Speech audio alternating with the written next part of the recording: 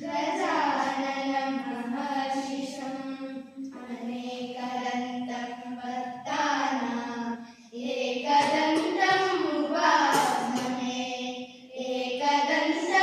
उपास्महे शुभं गुरुत्वं कल्याणम् आरोग्यं धनसम्पदः शुभं गुरुत्वं कल्याणम् आरोग्यं धनसम्पदः शत्रुबुद्धिविनाशाय दीपज्योतिर्नमोऽस्तुते शुभं गुरुत्वं कल्याणम् आरोग्यं धनसम्पदः शुभं गुरुत्वं कल्याणम् आरोग्यं धनसम्पदः दीपज्योतिर्परब्रह्मा दीपज्योतिर्जनार्दनः दीपज्योतिर्परब्रह्मा दीपज्योतिर्जनार्दनः दीपो हरतु मे पापं सन्ध्यादीपनमोऽस्तुते दीपो हरतु मे पापं सन्ध्यादीपनमोऽस्तुते शुभं गुरुत्वं कल्याणम् आरोग्यं धनसम्पदः शुभं गुरुत्वं कल्याणम् आरोग्यं धनसम्पदः शुभं गुरुत्वं कल्याणम् आरोग्यं धनसम्पदः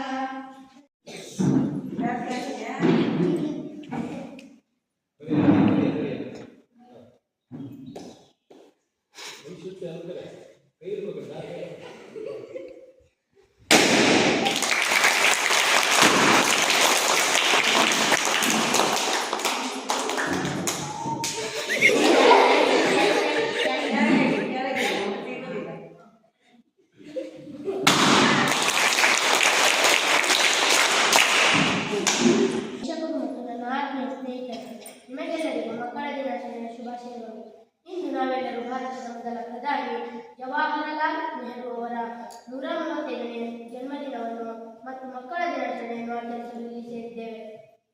ಪಂಡಿತ್ ಜವಾಹರಲಾಲ್ ನೆಹರು ಅವರು ಮಕ್ಕಳ ಬಗ್ಗೆ ಅಪಾರವಾದ ಪ್ರೀತಿ ಮತ್ತು ವಾತ್ಸಲ್ಯವನ್ನು ಹೊಂದಿದ್ದರು. ಅವರು ಮಕ್ಕಳನ್ನು ರಾಷ್ಟ್ರದ ನಿಜವಾದ ಶಕ್ತಿ ಮತ್ತು ಸಮಾಜದ ಅಡಿಪಾಯ ಎಂದು ಪರಿಗಣಿಸಿದರು.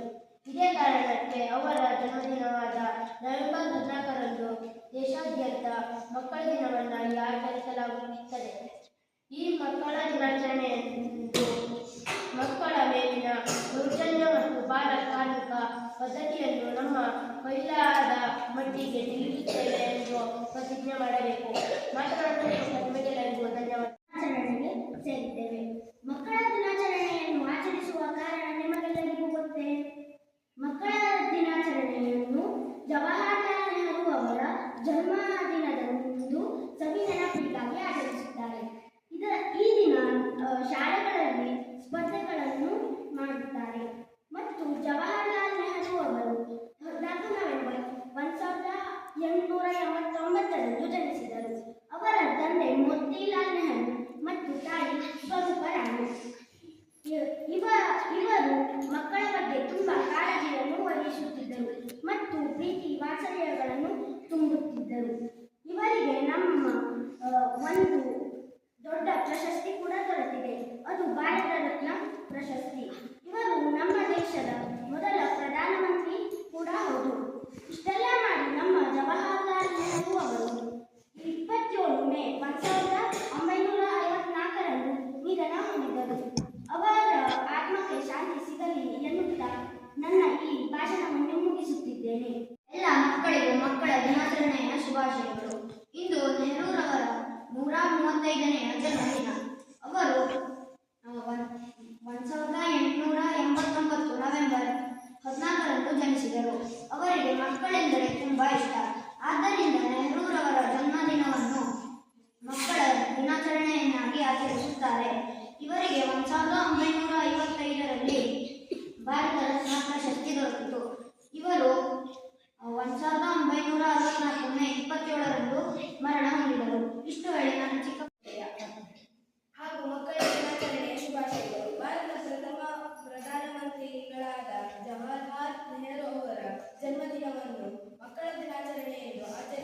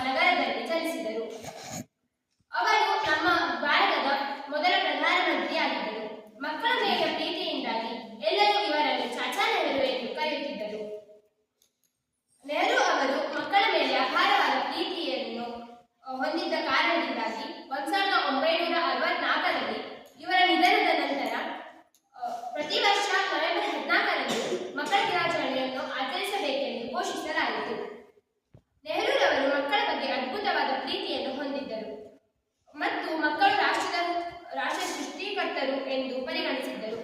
ಈ ಆಚರಣೆಯ ಉದ್ದೇಶವು ಭಾರತದ ಎಲ್ಲಾ ನಾಗರಿಕ ಶಿಕ್ಷಣವನ್ನು ಪಡೆಯಲು ಮಕ್ಕಳಿಗೆ ಹಕ್ಕುಗಳನ್ನು ನೀಡುವ ಬಗ್ಗೆ ಅರಿವು ಮೂಡಿಸುವುದು ಮತ್ತು ಬೆಳೆಯುವುದು ಅವರ ಹಕ್ಕು. ಆದ್ದರಿಂದ ಮಕ್ಕಳ ಭವಿಷ್ಯವನ್ನು ಅವಲಂಬಿಸಿ ಸುಸಂಘಟಿತ ಮತ್ತು ಶ್ರೀಮಂತ ರಾಷ್ಟ್ರವನ್ನು ಅಭಿವೃದ್ಧಿಪಡಿಸಬಹುದು. ನೆಹರು ಅಹಿಂಸಾ ಮನೋಧರ್ಮವನ್ನು ಹೊಂದಿದ್ದರು. ನಾವು ನೆಹರು ಅವರನ್ನು ಎಂದಿಗೂ ಮರೆಯುವಂತಿಲ್ಲ.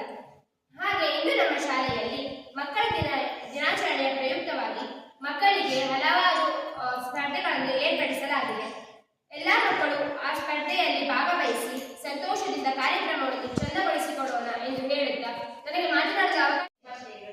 ಇಂದು ನಾವೆಲ್ಲರೂ ಭಾರತದ ಮೊದಲ ಪ್ರಧಾನಿ ಪಂಡಿತ್ ಜವಾಹರಲಾಲ್ ನೆಹರು ಅವರ 131ನೇ ಜನ್ಮದಿನವನ್ನು ಮತ್ತು ಮಕ್ಕಳ ದಿನಾಚರಣೆಯನ್ನು ಆಚರಿಸಲು ಇಲ್ಲಿ ಸೇರಿದ್ದೇವೆ.